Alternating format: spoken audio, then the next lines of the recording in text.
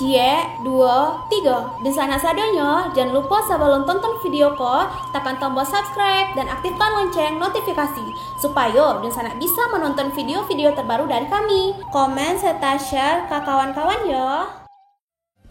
Kali ini kita akan membahas tentang Kerajaan Pagaruyung Sejarah, letak dan pendirinya, jejak emas dan kejayaan di tanah Minangkabau yang abadi. Yuk ditonton videonya sampai selesai, dan sebelum itu jangan lupa untuk subscribe, like, komen, dan aktifkan notifikasi agar Dun Sanak tidak ketinggalan dengan video-video terbaru kami. Sejarah Minangkabau tidak bisa dilepaskan dari nama besar Kerajaan Pagaruyung. Terletak di tanah datar, Sumatera Barat, kerajaan ini berdiri sekitar abad ke-14 dan berkembang menjadi salah satu pusat kebudayaan dan politik terbesar di Sumatera. Pagaruyung tidak hanya dikenal karena kejayaannya, tetapi juga karena warisan adat dan sistem sosial yang masih melekat hingga sekarang. Kerajaan Pagaruyung diyakini lahir dari perpecahan Kerajaan Melayu Darmasraya. Sejak awal, kerajaan ini memiliki keunikan tersendiri, kekuasaan dijalankan berdasarkan musyawarah adat, bukan sekadar warisan tunggal raja. Inilah yang kemudian melahirkan sistem Rajo Tigo Selo, Raja Alam, Raja Adat, dan Raja Ibadat yang masing-masing memegang fungsi berbeda dalam menjaga keseimbangan pemerintahan.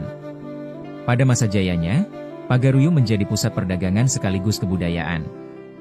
Hubungan dengan kerajaan lain di Nusantara bahkan luar negeri terjalin erat. Tak heran, budaya Minangkabau berkembang pesat, termasuk sistem hukum adat, adat Basandi Syarak, Syarak Basandi Kitabulah yang masih dianut masyarakat Minang hingga kini.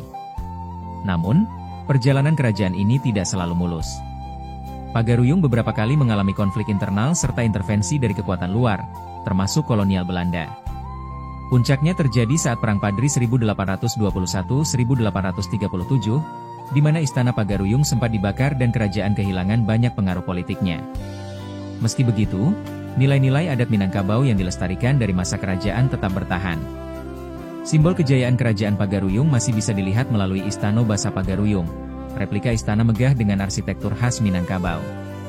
Meski bangunan aslinya sudah hancur, istana ini menjadi pusat wisata sejarah sekaligus tempat masyarakat Minang memperingati warisan leluhurnya.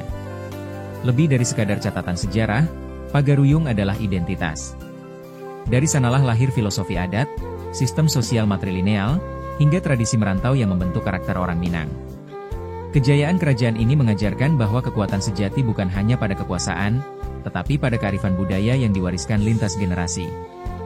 Kerajaan Pagaruyung, bahasa Minang Kaarajoan Pagaruyuang, nama lain Pagaruyung Drulkar, adalah kerajaan yang pernah berdiri di bagian tengah Pulau Sumatera, yang wilayahnya sekarang menjadi bagian daratan Provinsi Sumatera Barat, sebagian Provinsi Riau, dan bagian pesisir barat Provinsi Sumatera Utara. Nama kerajaan ini dirujuk dari nama pohon nibung atau ruyung. Selain itu juga dapat dirujuk dari inskripsi cap mohor Sultan Tunggul Alam Bagagar dari Pagaruyung. Sayangnya pada cap mohor tersebut tidak tertulis angka tahun masa pemerintahannya. Kerajaan ini runtuh pada masa Perang Padri, setelah ditandatanganinya perjanjian antara kaum adat dengan pihak Belanda yang menjadikan kawasan kerajaan Pagaruyung berada dalam pengawasan Belanda. Sebelumnya kerajaan ini tergabung dalam Malayapura, sebuah kerajaan yang pada prasasti Amogapasa disebutkan dipimpin oleh Aditya Warman, yang mengukuhkan dirinya sebagai penguasa bumi Malayu di Suwarna Bumi. Termasuk pula di dalam Malayapura adalah kerajaan Darmasraya dan beberapa kerajaan atau daerah taklukan Aditya Warman lainnya. Munculnya nama Pagaruyung sebagai sebuah kerajaan tidak dapat diketahui dengan pasti. Dari tambo yang diterima oleh masyarakat Minangkabau tidak ada yang memberikan penanggalan dari setiap peristiwa-peristiwa yang diceritakan. Bahkan jika menganggap Aditya Warman sebagai pendiri dari kerajaan ini, tambo sendiri juga tidak jelas menyebutkannya. Namun dari beberapa prasasti yang ditinggalkan oleh Aditya Warman, menunjukkan bahwa Aditya Warman memang pernah menjadi raja di negeri tersebut, tepatnya menjadi Tuan Surawasa, sebagaimana penafsiran dari prasasti Batu Sangkar.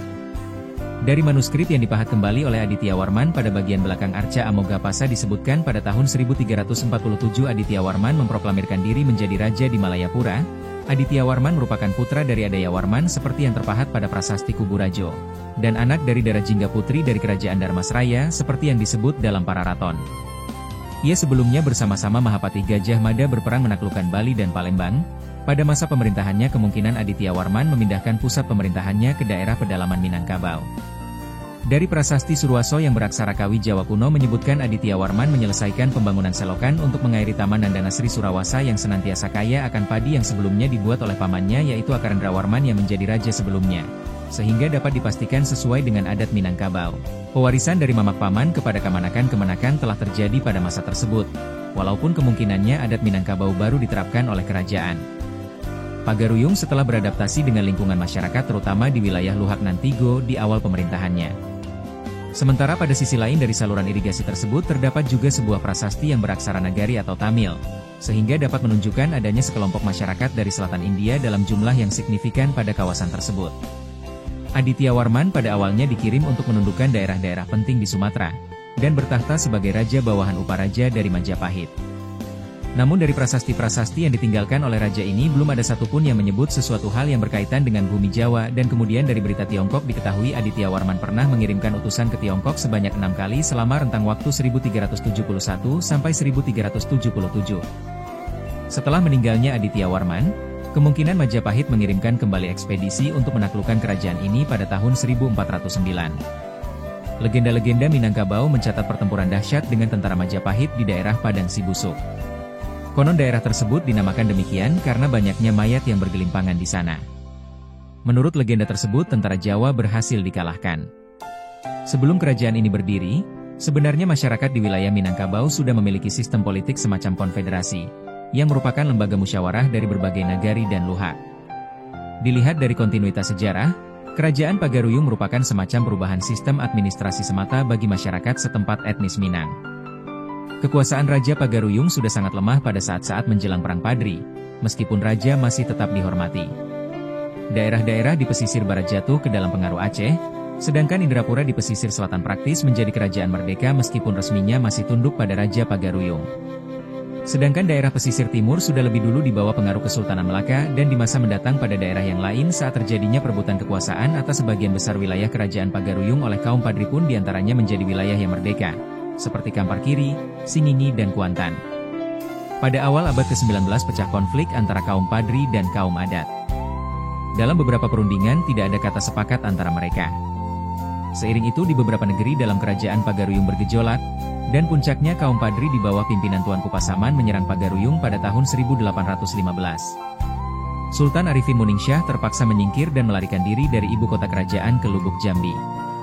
Karena terdesak oleh kaum Padri, keluarga kerajaan Pagaruyung meminta bantuan kepada Belanda, dan sebelumnya mereka telah melakukan diplomasi dengan Inggris sewaktu Raffles mengunjungi Pagaruyung serta menjanjikan bantuan kepada mereka. Pada tanggal 10 Februari 1821 Sultan Tunggul Alam Bagagar Shah, yaitu kemenakan dari Sultan Arifin Moningsyah yang berada di Padang, beserta 19 orang pemuka adat lainnya menandatangani perjanjian dengan Belanda untuk bekerja sama dalam melawan kaum Padri. Walaupun sebetulnya Sultan Tunggul Alam Bagagar waktu itu dianggap tidak berhak membuat perjanjian dengan mengatasnamakan kerajaan Pagaruyung. Akibat dari perjanjian ini, Belanda menjadikannya sebagai tanda penyerahan kerajaan Pagaruyung kepada pemerintah Belanda. Kemudian setelah Belanda berhasil merebut Pagaruyung dari kaum Padri, pada tahun 1824 atas permintaan Letnan Kolonel Raaf, yang dipertuan Pagaruyung Raja Alam Moningsyah kembali ke Pagaruyung. Tetapi pada tahun 1825 Sultan Arifin Moningsyah, raja terakhir di Minangkabau ini, wafat dan kemudian dimakamkan di Pagaruyung. Pasukan Belanda dan Padri saling berhadapan di medan perang. Lukisan sekitar tahun 1900. Sementara Sultan Tunggul Alam Bagagar Shah pada sisi lain ingin diakui sebagai Raja Pagaruyung, tetapi pemerintah Hindia Belanda dari awal telah membatasi kewenangannya dan hanya mengangkatnya sebagai regen tanah datar. Kemungkinan karena kebijakan tersebut menimbulkan dorongan pada Sultan Tunggul Alam Bagagar untuk mulai memikirkan bagaimana mengusir Belanda dari negerinya. Setelah menyelesaikan perang Diponegoro di Jawa, Belanda kemudian berusaha menaklukkan kaum Padri dengan kiriman tentara dari Jawa, Madura, Bugis, dan Ambon. Namun ambisi kolonial Belanda tampaknya membuat kaum adat dan kaum Padri berusaha melupakan perbedaan mereka dan bersekutu secara rahasia untuk mengusir Belanda. Pada tanggal 2 Mei 1833 Sultan Tunggul Alam Bagagar ditangkap oleh Letnan Kolonel Elot di Batu Sangkar atas tuduhan pengkhianatan. Ia dibuang ke Batavia, Jakarta sekarang sampai akhir hayatnya, dan dimakamkan di Pekuburan Mangga II. Setelah kejatuhannya, pengaruh dan prestise kerajaan Pagaruyung tetap tinggi terutama pada kalangan masyarakat Minangkabau yang berada di rantau. Salah satu ahli waris kerajaan Pagaruyung diundang untuk menjadi penguasa di Kuantan. Begitu juga sewaktu Raffles masih bertugas di Semenanjung Malaya, dia berjumpa dengan kerabat Pagaruyung yang berada di Negeri Sembilan, dan Raffles bermaksud mengangkat yang dipertuan Ali Alam Shah yang dianggapnya masih keturunan langsung Raja Minangkabau sebagai raja di bawah perlindungan Inggris. Sementara setelah berakhirnya Perang Padri, Tuan Gadan di Batipu meminta pemerintah Hindia Belanda untuk memberikan kedudukan yang lebih tinggi daripada sekadar regen tanah datar yang dipegangnya setelah menggantikan Sultan Tunggul Alam Bagagar, tetapi permintaan ini ditolak oleh Belanda. Hal ini nantinya termasuk salah satu pendorong pecahnya pemberontakan tahun 1841 di Batipu selain masalah kultur Stelsel. Sekian mungkin sedikit cerita tentang Kerajaan Pagaruyung Sejarah, letak dan pendirinya jejak emas dan kejayaan di tanah Minangkabau yang abadi. Semoga bisa menambah pengalaman dan ilmu teman-teman. Sampai bertemu lagi di video-video kami selanjutnya.